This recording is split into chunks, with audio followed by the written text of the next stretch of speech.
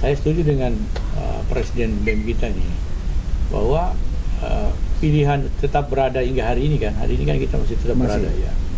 Itu kemudian harus dipastikan bahwa posisi kita itu tidak hanya sekedar duduk dengar diam gitu, tanda tangan setuju. Tapi kalau board ini ya, secara institusi ya, apakah di situ ada peran-peran personal Amerika atau Israel atau negara-negara sekutu Amerika sudah tidak sejalan dengan cita-cita didirikannya board, Prabowo jangan ragu untuk mengatakan. Tujuan utama daripada board office ini adalah ingin mencapai kemerdekaan Palestina. Iya. Nah, itu paradoksnya. Sehingga kami dari teman-teman BEM mengkonsolidasikan bagaimana pemerintah, dalam hal ini Presiden Prabowo, untuk mengevaluasi total terkait politik luar negeri bebas aktif di dalam konteks board office ini.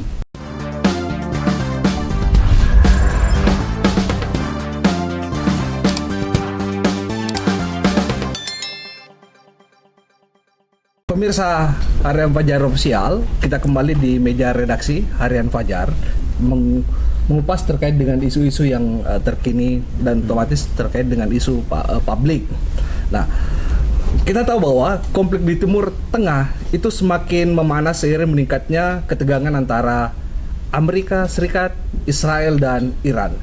Situasi ini tidak hanya berdampak secara stabilitas global, tetapi juga memunculkan perdebatan dalam negeri mengenai posisi Indonesia ya dalam menjaga konsistensi politik luar negeri bebas aktif. Nah, terlebih keterlibatan Indonesia dalam forum perdamaian. Nah, bentukan Trump yang memicu berbagai respon dari masyarakat. Nah, hari ini ada dua narasumber kita yang akan menemani pendiskusian kita terkait dengan situasi global. Ada Prof. Muhammad. Mana kabar, Prof? Alhamdulillah. Assalamualaikum, Mas Ilo. Ya, beliau ini guru besar Fisipnas, tapi sebenarnya beliau juga adalah tokoh nasional ya.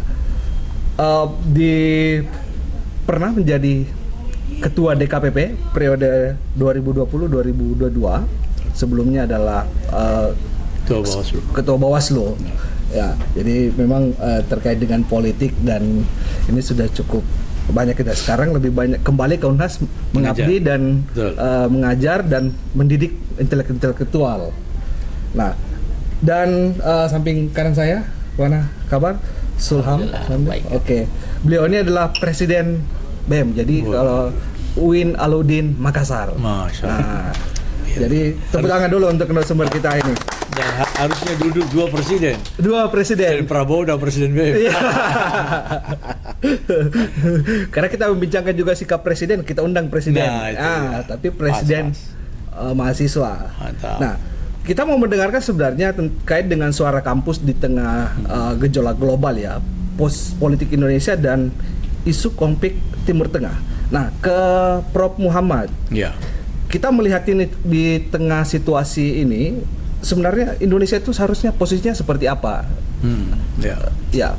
Baik, saya kira kita semua sudah sangat paham dan sudah sangat lama kita mempertahankan sistem atau pilihan politik luar negeri kita bebas aktif.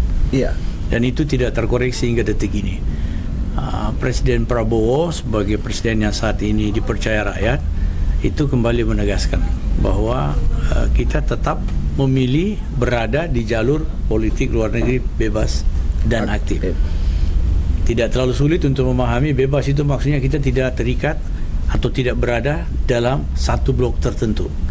Ya, karena Timur Barat sudah nggak ada bloknya, tapi blok-blok itu tidak hanya blok politik, blok ekonomi, blok ideologi, blok HAMKAM. Jadi intinya Indonesia tidak berada di blok manapun juga dalam geopolitik global. Iya. Aktif, ketidakberadaan pada satu blok tertentu itu tidak berarti membuat kita pasif atau tidak berperan secara optimal dalam persoalan-persoalan atau isu-isu politik regional dan global. Jadi Indonesia tetap akan berada atau mempersiapkan dirinya untuk bisa aktif dalam ikut serta dalam perdamaian dunia dan seterusnya itu ya. Jadi pilihan politik luar negeri itu masih sebuah pilihan yang tepat saya kira hingga hari ini. Termasuk masuknya Indonesia ke dalam Dewan Perdamaian bentukan Trump BOP, atau BOP. Board Office. Jadi begini, Saya tanggal 5 kemarin, berapa hari lalu? 5 hari lalu, itu termasuk yang diundang kurang lebih 170 kiai dan tokoh-tokoh ormas. Nah, saya kebetulan mewakili satu ormas pusat. Beliau menjelaskan itu posisi Indonesia dan termasuk kenapa Indonesia memilih berada di board office itu, BOP itu. Nah, paling tidak beliau menjelaskan bahwa kalau kita berada di dalam, ya Mas Silo, Ya. Masul, kita lebih punya harapan, potensi, peluang atau space untuk berperan lebih konkret.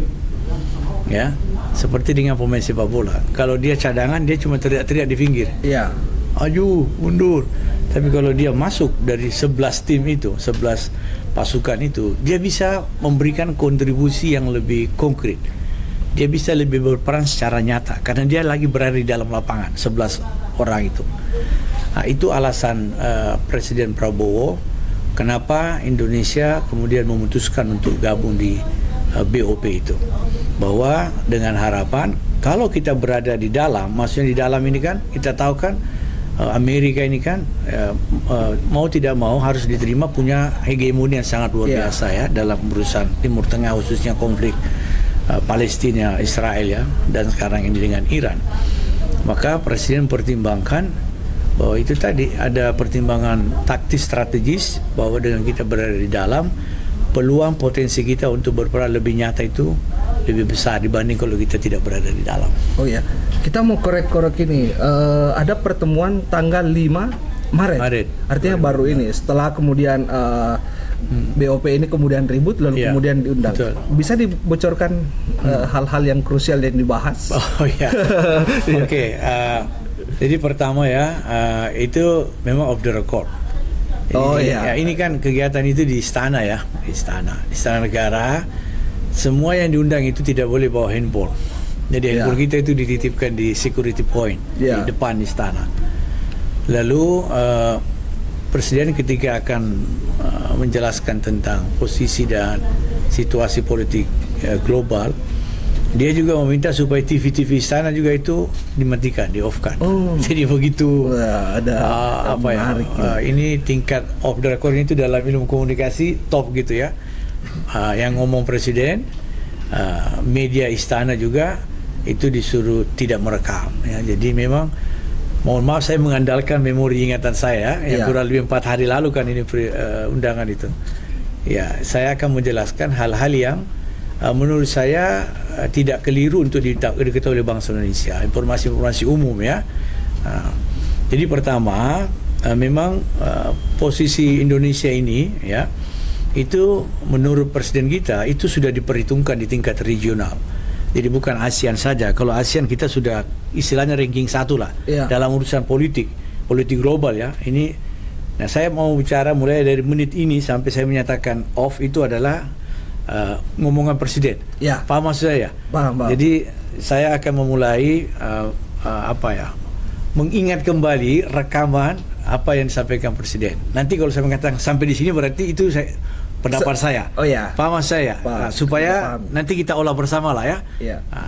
Nanti saya punya pendapat juga dari penggalan state Presiden itu. Nah, saya mulai ya menit pertama. Jadi Presiden itu mengatakan Indonesia ini sudah dipandang secara lebih terhormat lah dalam panggung politik global atau geopolitik internasional. Sehingga sikap-sikap kita atas sebuah isu global juga itu tidak boleh tanpa sebuah perencanaan, persiapan yang matang dan strategik. Karena kita sudah dihitung oleh komunitas global gitu ya, baik di PBB atau organisasi-organisasi internasional lain. Atas fakta itu, ya Presiden Prabowo itu kan dia sudah punya pengalaman internasional. Dia bilang, saya ini pernah jadi apa, saya pernah hidup di negara-negara Timur Tengah, saya tahu tentang bagaimana perkembangan politik global, termasuk bidang pertahanan keamanan.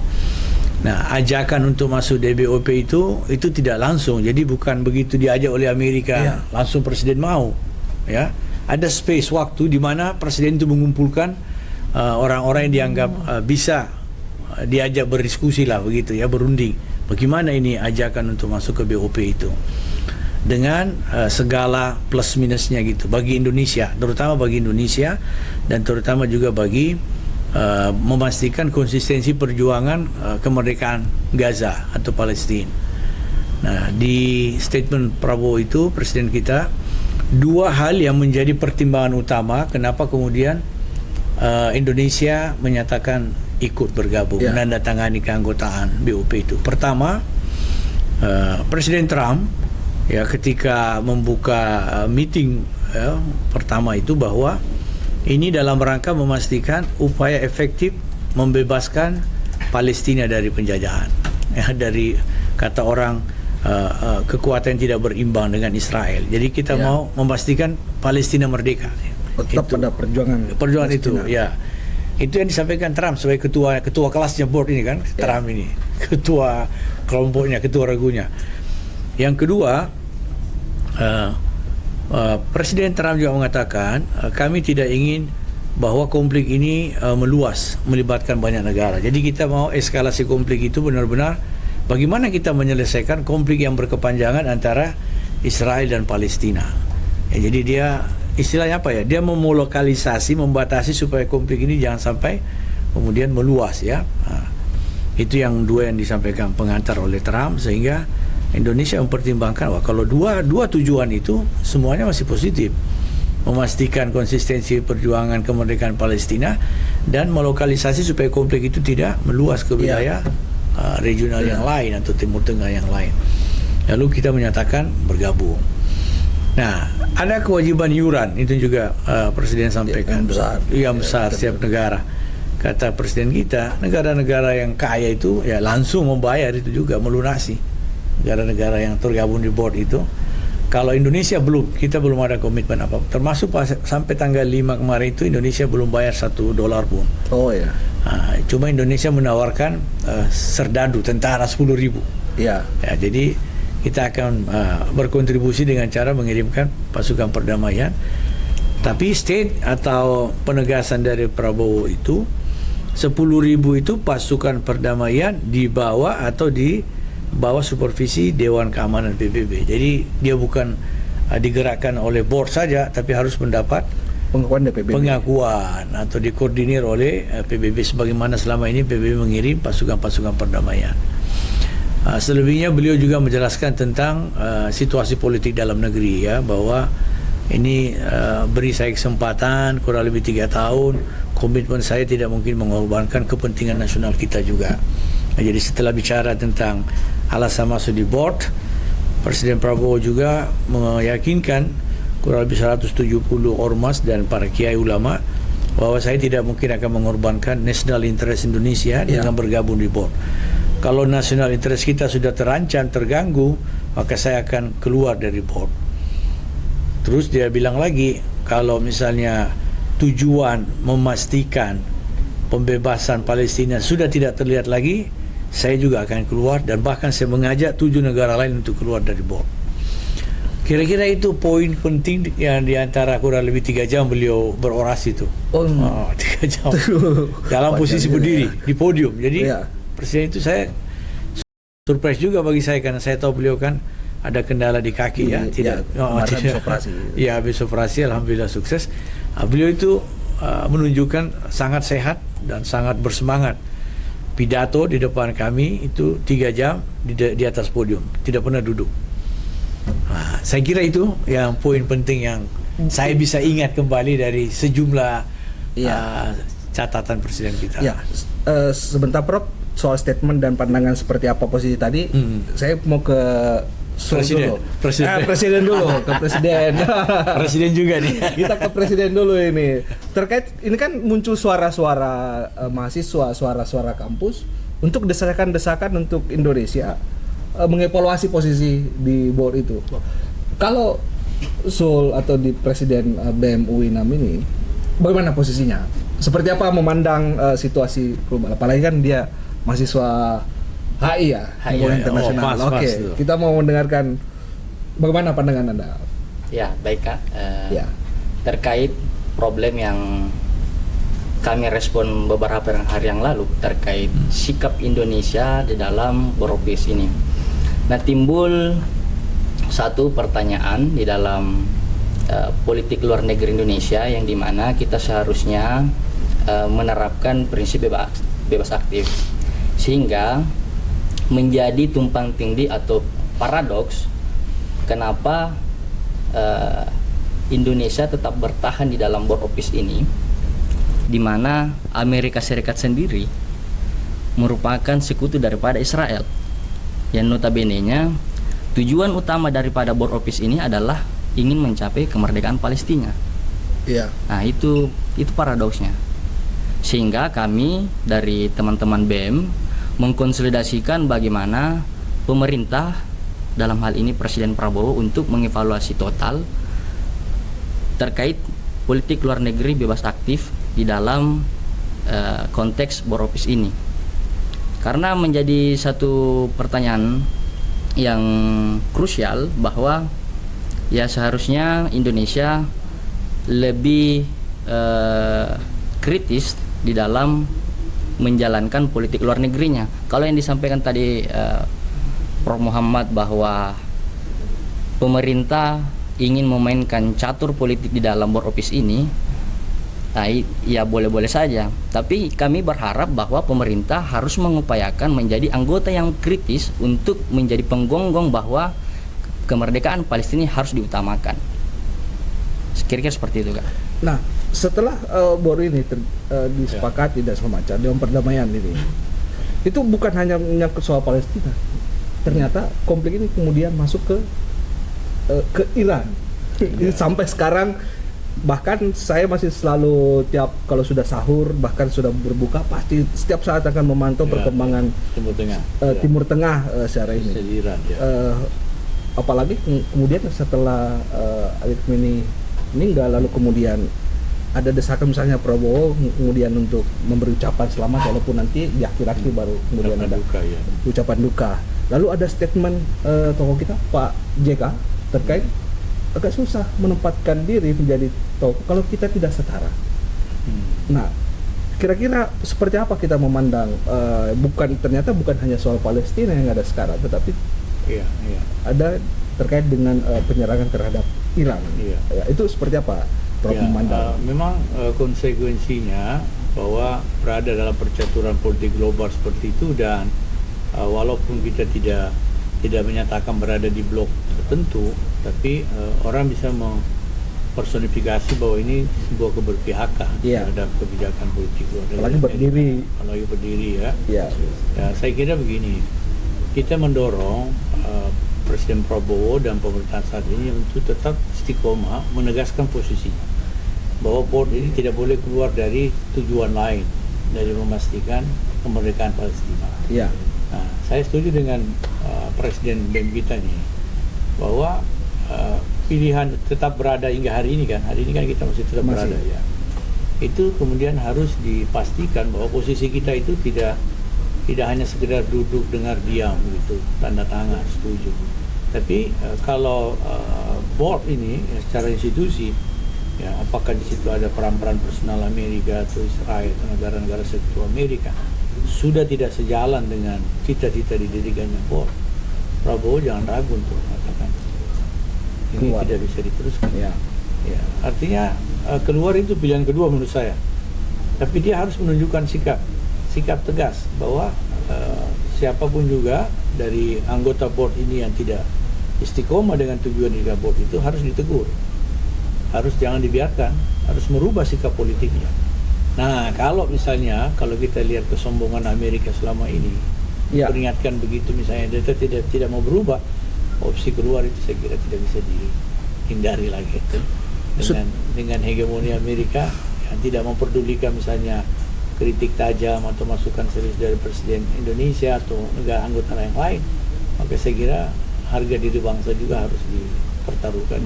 Apalagi sekarang perang masih, kita sudah tahu ya, ada yang mengatakan awalnya ada operasinya sampai berapa pekan, sampai 100 hari. Kira-kira pemandangnya seperti apa ini, posisi-posisi ini? Kalau misalnya ini terus memanas, Indonesia seharusnya bagaimana ini? Di Seoul, mana kira-kira?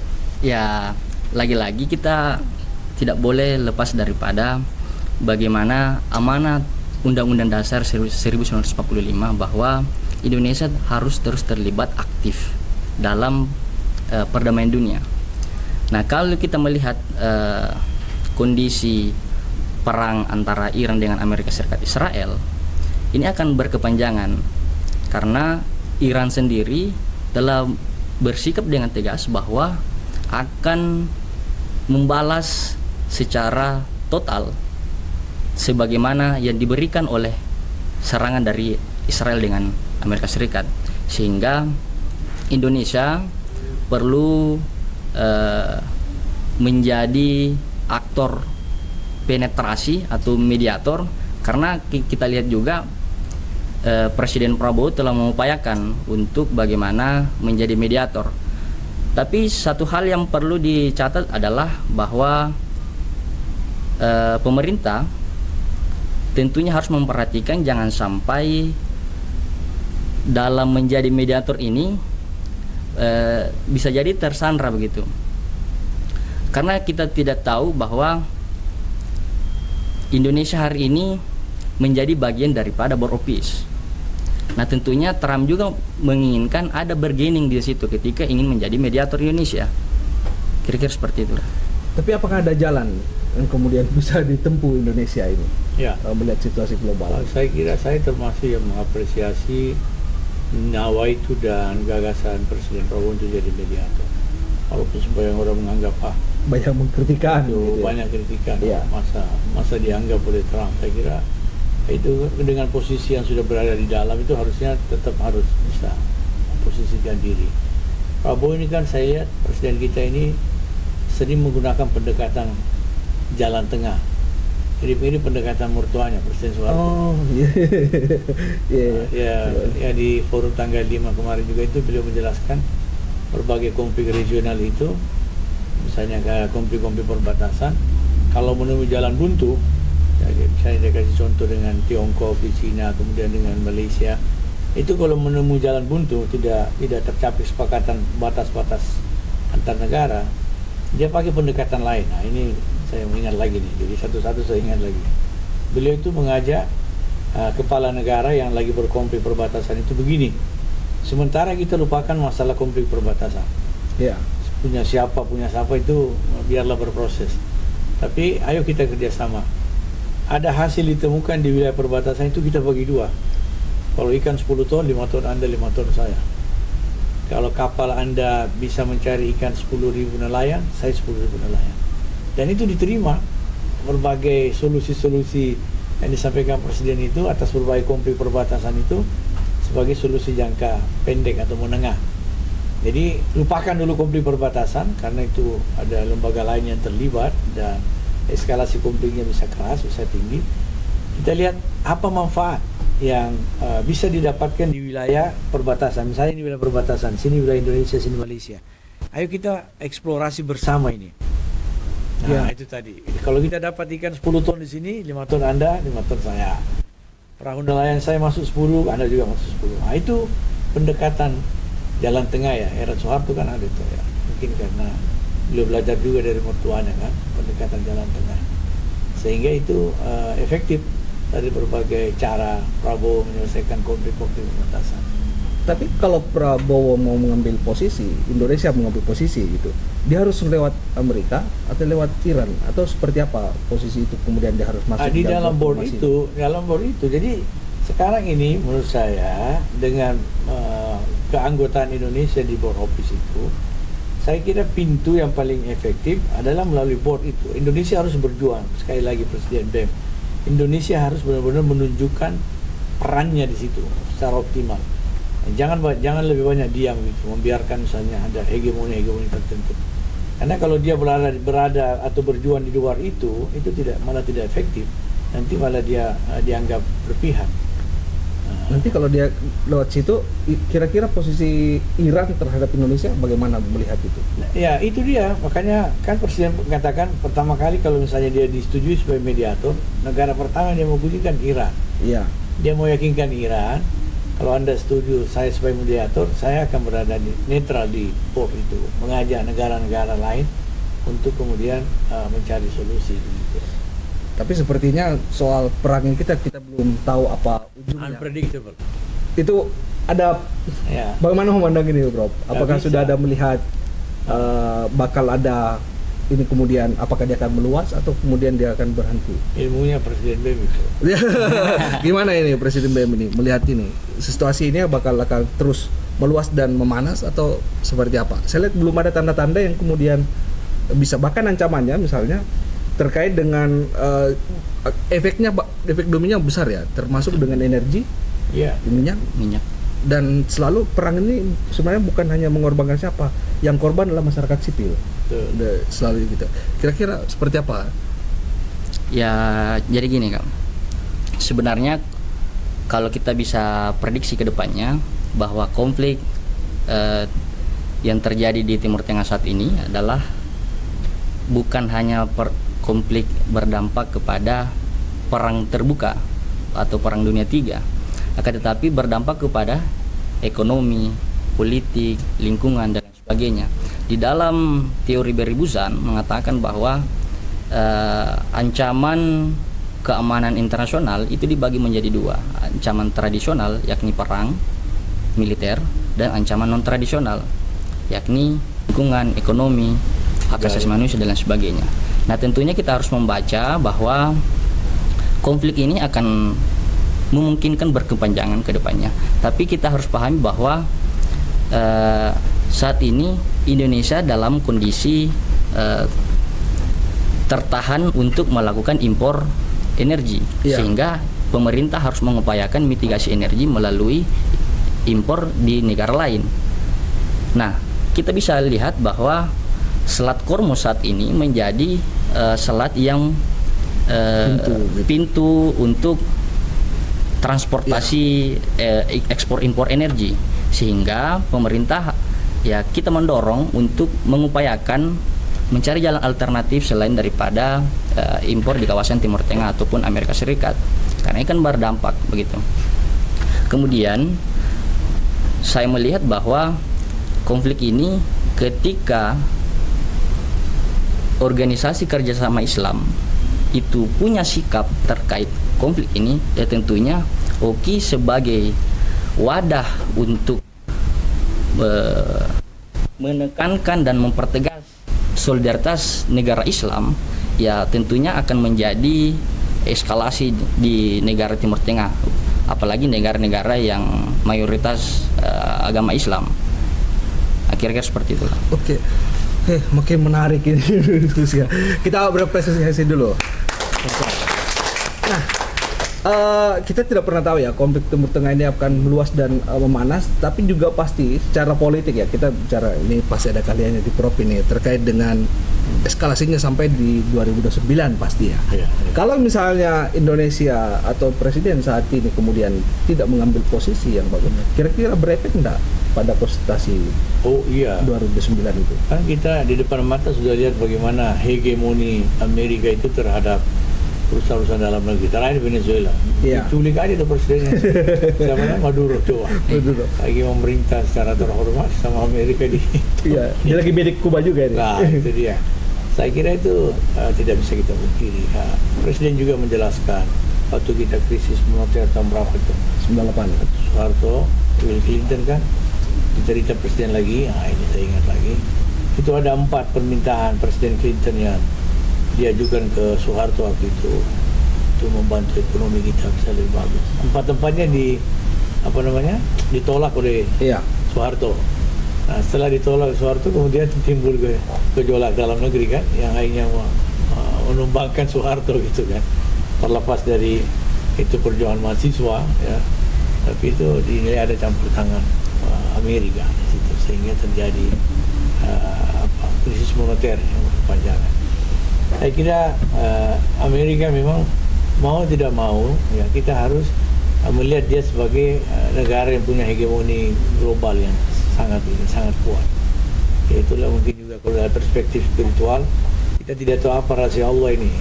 Lihat, kalau kita lihat kan ini tanda petik kesombongan Amerika kan sudah sangat terang benderang begitu kan, sudah sangat terlanjur sangat begitu ya, sudah sangat luar biasa. Tapi ya kita belum, sekali lagi kita harus kaji lagi nih apa rahasia Allah ini dari membiarkan kesombongan Amerika ya.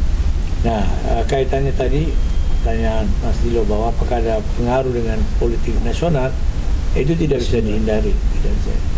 seorang presiden Indonesia itu ya mau tidak mau harus dapat dukungan dari presiden Amerika. Iya. itu tidak tertulis, tidak ada dalam undang-undang dasar, apalagi undang-undang pemilihan presiden kan. Tapi itu sesuatu yang berada pada panggung belakang. Belakang ya, dramaturginya ya. Iya, itu Amerika bisa mempengaruhi politik dalam negeri negara-negara yang ada. Seperti kan dia sudah menjanjikan nanti Iran kalau kita sudah bom pemimpinnya sudah meninggal kan, Ya. penggantinya harus yang disetujui oleh Amerika kan, ada statement begitu. Ada statement. Dan dia sudah punya figur untuk itu kan. Nah, syukurlah Iran masih bisa menunjukkan kedaulatannya kan, dia bisa menentukan sendiri pengganti siapa Ali Khamenei kan, putranya. Betul. Nah itu, tapi kalau negara lain ya itu kita belum terlalu yakin apa bisa bertahan terhadap potensi pengaruh Amerika kan. Ya, mudah-mudahan saja Pak Prabowo bisa sekali lagi memastikan bahwa kedaulatan kita itu adalah nomor satu, kedaulatan politik, kedaulatan ekonomi, hankam, budaya. Itu kita harus mendukung presiden punya komitmen itu. Oke, baik. Terakhir mungkin ya, kira-kira bagaimana seharusnya masyarakat kita dan elit politik ini juga menyikapi agar isu kemanusiaan ini tidak sekedar politisasi. Kira-kira bagaimana harapan Sulam dulu, kira-kira seperti apa? Ya, kita berharap kepada masyarakat ya tentunya bijak di dalam menerima informasi ya. Ya, sampai saat ini banyak buzzer yang kemudian membuat berita hoax sehingga masyarakat kita punya perspektif yang negatif kepada isu yang kemudian terjadi di sekitar kita hari ini. Nah, terkait isu yang terjadi di Timur Tengah yang bagaimana kemudian berdampak kepada politik nasional kita, ya lagi-lagi kita harus tekankan bahwa menerima informasi dan konflik di Timur Tengah ini akan menjadi narasi politik di tahun 2029 nantinya. Karena kenapa? Ya jangankan 2029, sekarang saja sudah dimainkan narasi-narasi negatif bahwa pemerintah yang hari ini menjabat ya tidak usah didukung lagi begitu di tahun 2029 karena telah menunjukkan sikap kepada bahwa pemerintah mendukung Israel sebagai negara Zionis ini itu sudah digulirkan. Jangankan apalagi 2009 nantinya itu akan menjadi narasi atau komoditas politik siapapun yang akan mencalonkan di 2009 nanti itu akan menjadi untuk mendiskreditkan satu calon ke depannya. Dan ini harus disadarkan oleh kepada masyarakat untuk bagaimana kemudian kita harus pandai-pandai menerima informasi yang berseliweran di sekitar kita. Kurang lebih seperti itu. Jadi dia bisa menjadi gorengan komoditas politik ya. Tapi kira-kira pesannya apa? Apakah nanti kalau sikapnya sekarang mahasiswa, apakah Indonesia harus tetap ada di bawah itu atau dia mengevaluasi? Dievaluasi. Sekaligus menjadi penggonggong di dalam menegaskan bahwa kemerdekaan Palestina harus diutamakan. Oke, baik. Prof, statement terakhir seperti apa kita mulai? Ya, saya menghargai sikap atau komunikasi publik Presiden saat ini, Prof. Ya. Dengan mengundang ormas itu, kiai, tokoh itu, ulama, beliau itu mau mendengarkan masukan masyarakat. Ya, jadi itu harusnya menjadi sebuah kebiasaan baik ya. Pejabat itu mau membangun komunikasi. Ini kan tokoh-tokoh ormas ini, kiai kan secara langsung tahu apa sih suara masyarakat. Ya. Jadi dia bisa menjadi two way gitu, dua arah. Jadi Presiden Prabowo bisa mendapat masukan dari masyarakat yang realnya sebenarnya apa masukan masyarakat. Bukan yang dipoles-poles gitu, bukan ABS. Kalau mungkin dengan menterinya bisa saja ABS kan. Nah, tapi kalau dia mendengar langsung dari ulama, apalagi ulama-ulama itu ulama-ulama yang karismatik yang bicara berdasarkan tuntunan agama, tidak khawatir gitu menyampaikan kulil haq walau kana murrah. Kan begitu pegangannya ulama kita kan. Sampaikan sesuatu itu walaupun pahit, walaupun di depan penguasa, mau penguasanya zalim, sampaikan. Nah, alhamdulillah Prabowo belum zalim kan. Tapi ada hal-hal kritis yang biasanya menterinya nggak berani ngomong misalnya, atau penasehat kan nggak berani ngomong. Nah, dengan mengundang ulama begini, saya kira satu komunikasi publik yang baik. Apalagi beliau menjanjikan komunikasi semacam itu tanggal 5 yang mengundang ormas itu akan dilakukan secara berkala. Ya, dia sangat rindu dan sangat pengen komunikasi dua arah ini dilakukan secara berkala.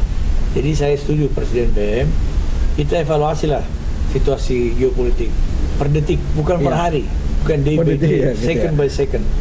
Kalau ada situasi yang memang menurut saya sudah melenceng dari dua tadi, komitmen didirikannya BOR itu, bahwa memastikan kemerdekaan Palestina dan konflik yang tidak diperluas, serta dari perspektif Indonesia, national interest kita tidak terganggu, kepentingan nasional tidak terganggu, kita tetap, istilahnya bahasanya, Presiden tetap menjadi watchdog, memastikan yang melanggar, tunggu siapapun dia. Nah, itu harga diri kita sebagai bangsa, kedaulatan kita akan sangat terlihat. Baik, pemirsa Harian Fajar Official, menarik sekali diskusi kita di meja redaksi. Saya kira cukup ya. Terima kasih banyak Prof. Muhammad, Presiden BEM, Suham, nanti juga calon profesor. Amin. Kita selalu berharap bahwa Indonesia menjadi posisi politiknya lebih bebas, aktif, ya, dengan tetap memperhatikan tujuan utamanya ketika dia masuk ke dalam BOR itu tadi. Ya. Oke, cukup sekian. Saya Ilham Wasi, undur diri. Wabillahi taufiq wal hidayah. Wassalamualaikum warahmatullahi wabarakatuh. Sampai jumpa di diskusi berikutnya.